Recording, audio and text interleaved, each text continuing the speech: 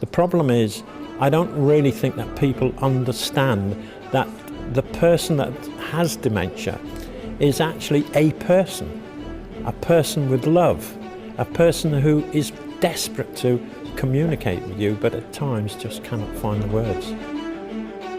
A very, very warm welcome to Thinking Differently About Dementia in Essex. What might it take to create the habits through which folks with dementia and their families can rely on compassionate care, access to nature, a sense in which people can thrive rather than perhaps survive? I go to many such events as this, but this is one that's really quite inspirational. Today we got the theory in the beginning, and with June, obviously the Alzheimer's sufferer, we got the real practice as well, which was amazing to see. Should all carers aim to be a friend? Well, yes. And then our guy from one of the organisations, Dementia Adventure, would be talking about how he's taking people out into, out into the outside, what it does, etc., what it does for the brain. People sleep better, people have better continence, people have better mobility, people eat better. Well, I'm not generally involved in the world of dementia, and I've been deeply moved really by the approach being put forward here.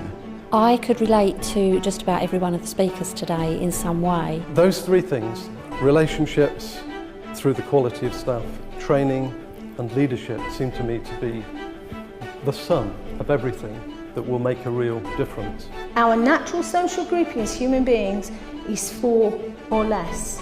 And if your needs are high and you're quite dependent on others with something like a dementia, then you really do need to spend most of your time in a group of 4 or less. They sort of moderated the care plan, so I said Mr. Strange likes steam engines, which frankly isn't really a way into the subject for anyone. I mean, and I watched as the care plan got shut and put on the shelf.